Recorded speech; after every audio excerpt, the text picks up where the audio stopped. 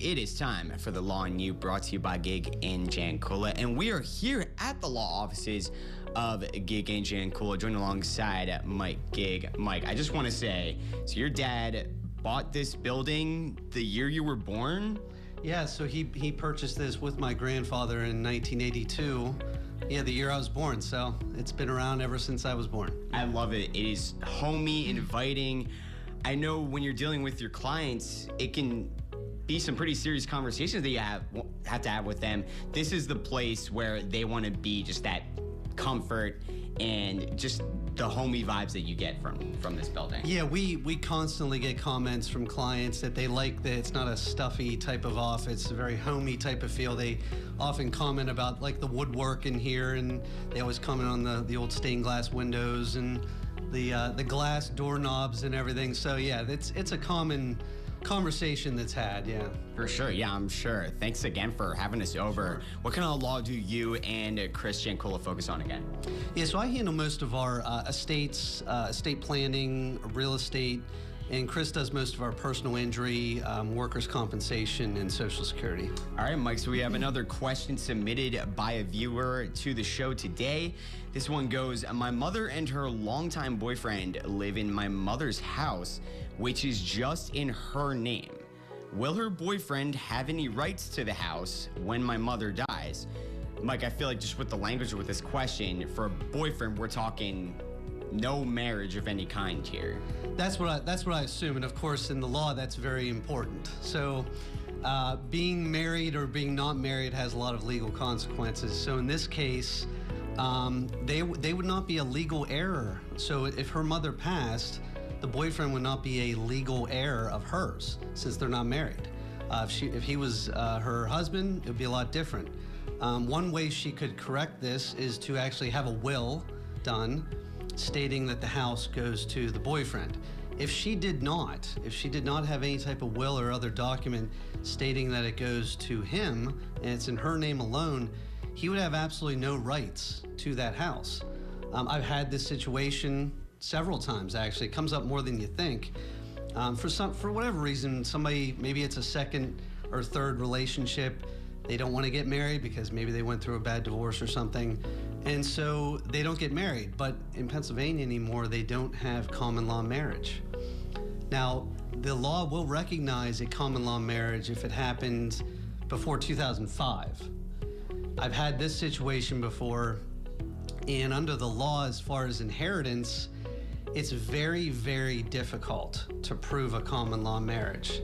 So some people put themselves out as being married for 30, 40 years, but they don't have the requisite requirements under the law to say that they're an heir. So this becomes a problem. It doesn't specifically say in the question, but let's say, I mean, this daughter of the mother who passes, she has siblings. How does that inheritance work? Yeah, so again, if the mother did not have a will, okay, and obviously based on this, we assume that she's had a boyfriend and she was not married at the time, because I've had that situation too where that person never got divorced, okay? That can create issues, but we'll say that she was not married. Her kids would equally share in her estate, which would include the house if she passed. So if this person had siblings, her siblings would also equally inherit from their mother. Okay, if they were previously married and you mentioned they didn't get a divorce, that I'm sure really changes things. Correct. So possibly they had a divorce filed, but it was never finalized. There's some things in the law that possibly that estranged spouse would not inherit, but not necessarily.